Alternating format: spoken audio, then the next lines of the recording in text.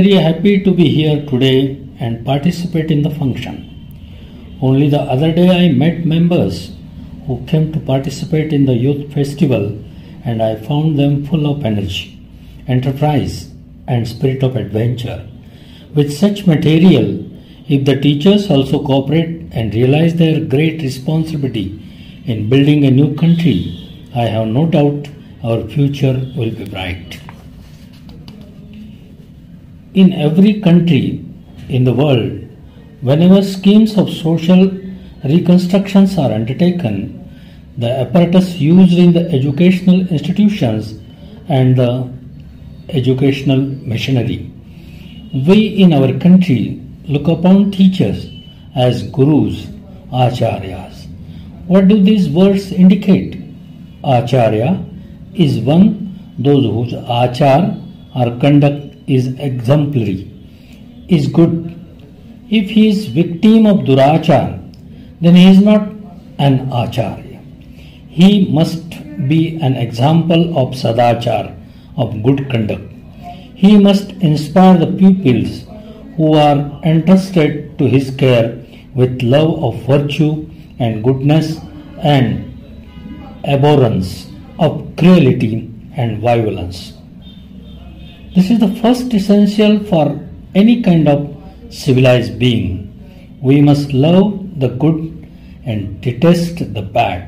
Until we are able to give our youngsters that kind of outlook, we cannot call ourselves good teachers. I hope that ideal of a true teacher will be remembered by us.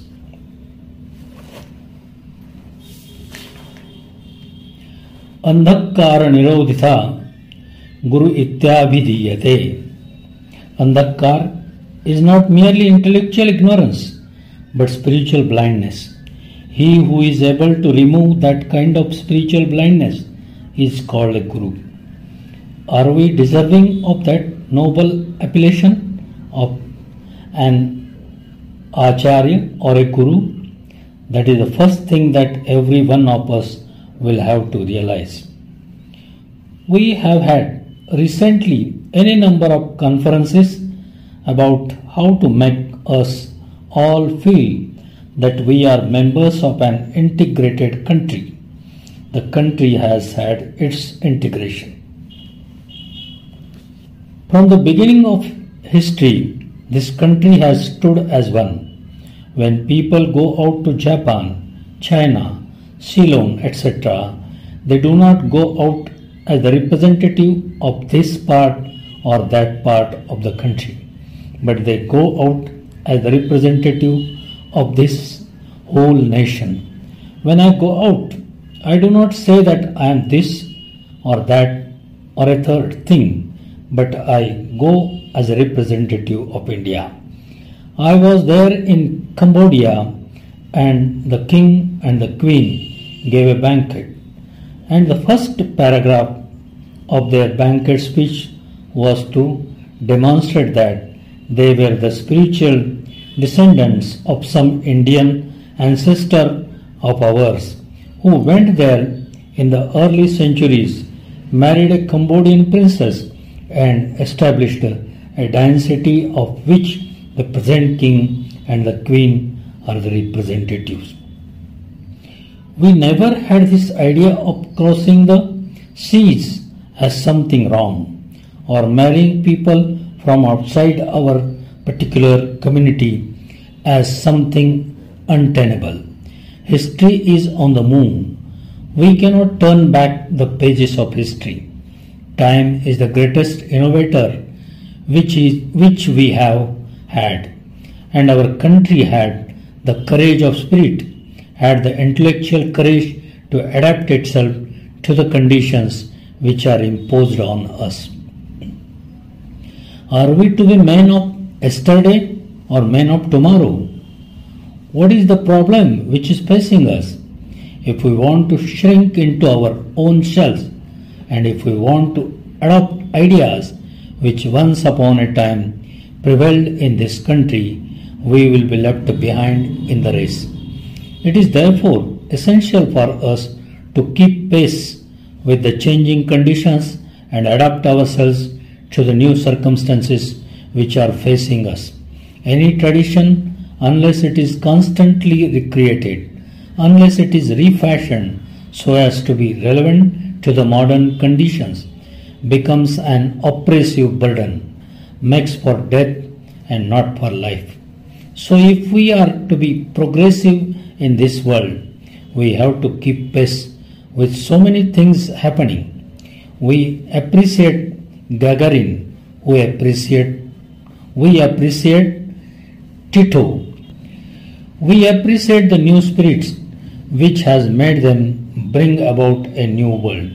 You cannot build a new India with old mind unless our minds themselves become new or evolved. So to say, in the spirit of our country, we can never bring about a new India. A new India means new men and women, and new men and women means new teachers and pupils who are refashioned to adapt themselves to new things. There are several things in the history of our country of which we can be proud. There are several things of which we have to be ashamed. We have to discriminate between what is living and what is dead, and take up what is living and try to make it a guiding principle of our lives. There are great things which have happened here, great things of which we are proud. Our very antiquity tells us that we have some strange staying power which enables us to do great things. We adore people of learning, of wisdom, of renunciation. We have always held that whatever be our religion, whatever be our creed, fearlessness, non-violence, renunciation are the great things by which this country has been built up. And unless we retain these qualities, it is wrong for us to expect that our country will be grateful to us or will respect us. Why is it that the teaching profession has fallen on evil days? Why is it that many of the teachers find themselves in a very unsatisfactory condition, and they are themselves frustrated, themselves disgruntled, unable therefore to look the boys the faces and teach them the central principles of what a civilized human being should be? I do not deny that society is responsible for a great deal. It is responsible for not having given the due status, the due honor, the due material emoluments which are essential for any decent kind of life in modern conditions. All these things, it is the duty and the responsibility of society to give to the teachers. They must have honor, they must have status, power and means for a comfortable existence. If all the time they are worried about where their next meal comes from, what they are going to do with the education of their children, if these are the problems of which agitate and perplex the human beings, what is that we can do? We cannot expect more things from the teachers than society is able to give them. It is therefore the responsibility of society, the responsibility of the state to give the teachers proper condition. Then it will be possible for them to realize their responsibility and do the best they can for the training of the young. Pericles in the funeral oration said, I want every citizen of Athens to fix his eyes on the greatness of Athens until love of Athens fills his whole being. Patriotism, if it is to be developed, can be developed only when you are able to know what the great achievements of this country were. The great sculptors, the great painters, the great scholars, the great philosopher, the great saints, the great sages. You must have respect for what this country has produced. In the generation, in every part of the country, whatever might have been the pitfalls into which we fell, there were a few people standing up and beckoning to us. The way to develop a civilized community is by developing understanding and compassion. Inward wisdom, outward compassion. These are the two great qualities of an authentically civilized man. Be he a Muslim, Christian, Sikh, Hindu, Buddhist. It makes little difference. So long as we have that outlook, you will be a proper inheritor of the great civilization, and you will be able to do things which will exceed the achievements of your ancestors. What is lacking is the proper spirit.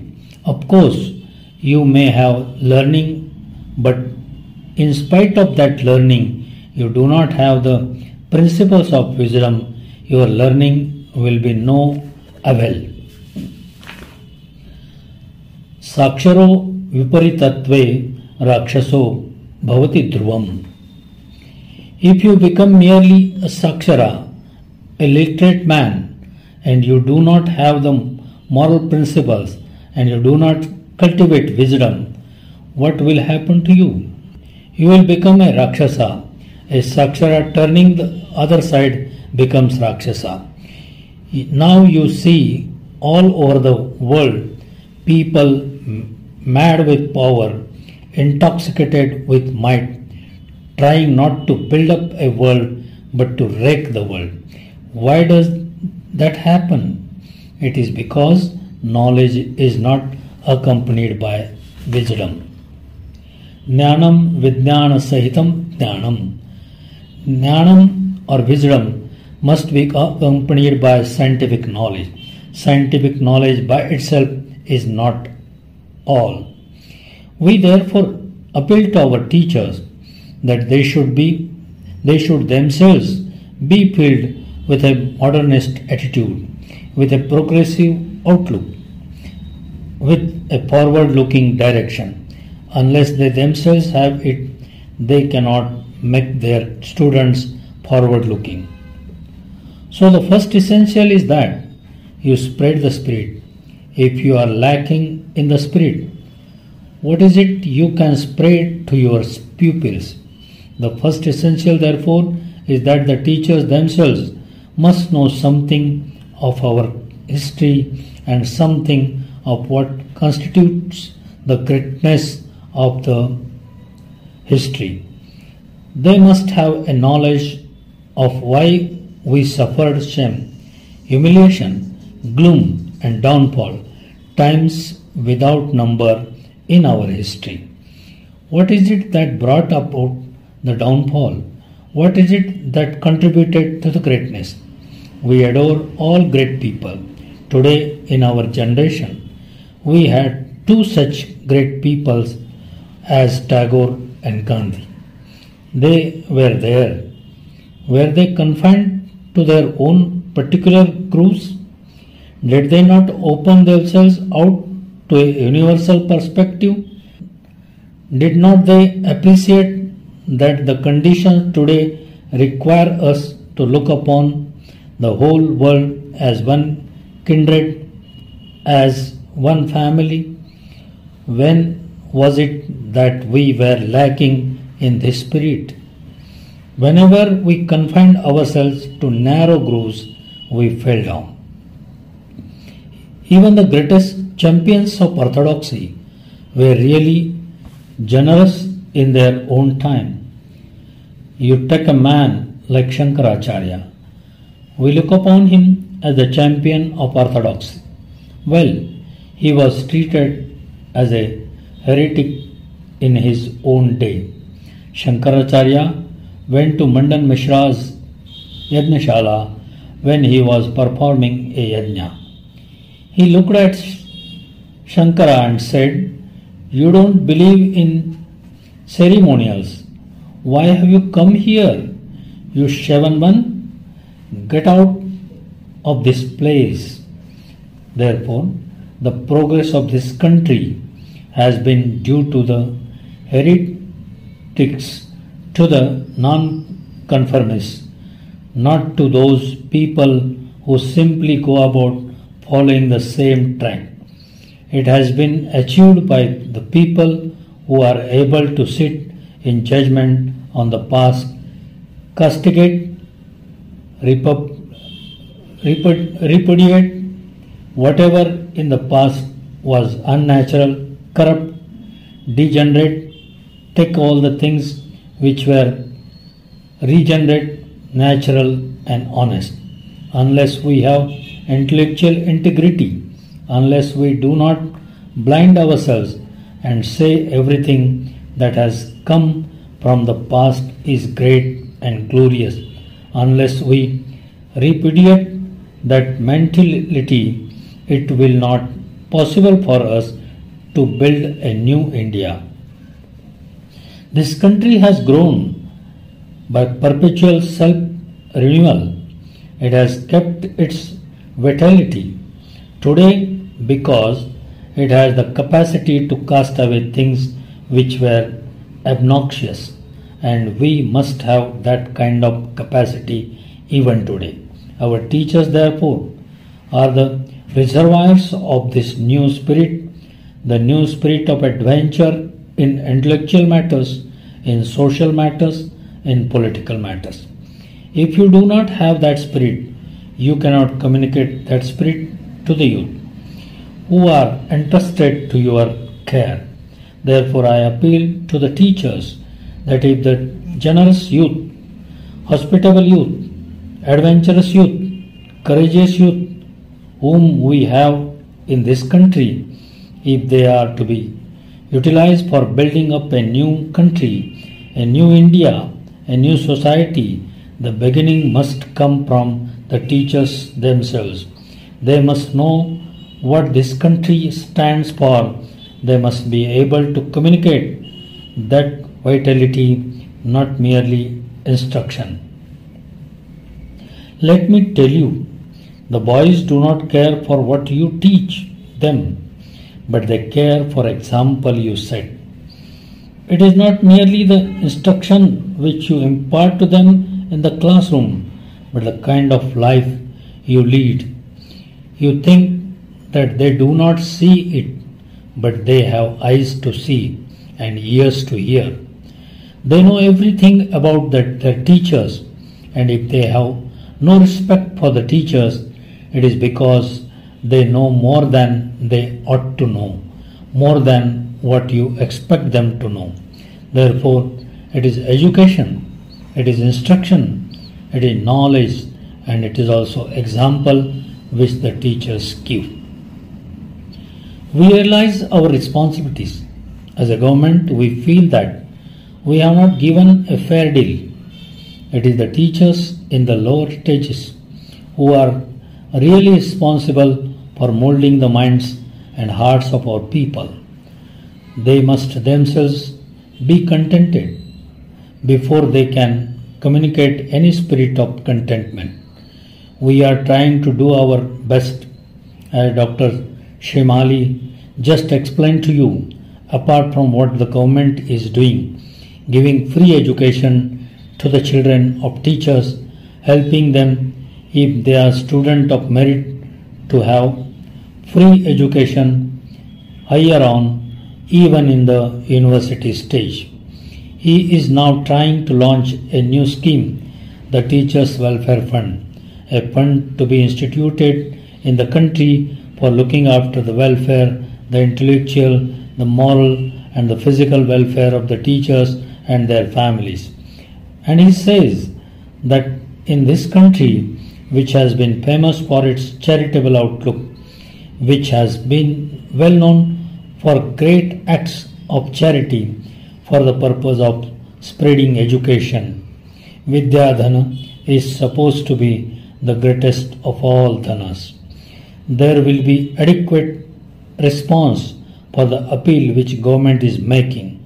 which is being started with a grant of rupees 5 lakhs.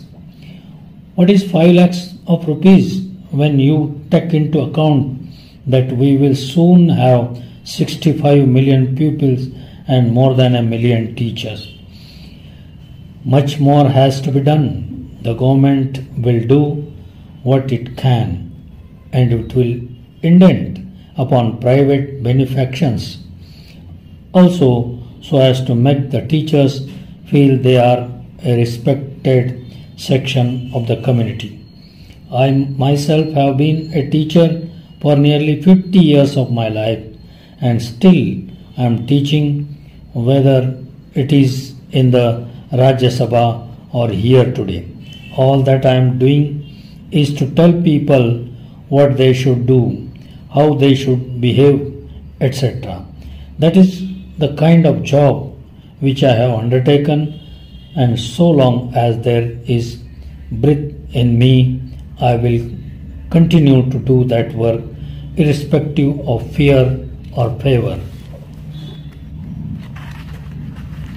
I hope you gentlemen who have received the awards will think this only a token. There are many others who deserve these awards. I have no doubt about it, and they must all feel that you are taken as representative of the whole teaching profession. It is an award given not merely to individuals, but it is given to the whole teaching profession to show that we look upon the teaching profession as something integral to the development of our country.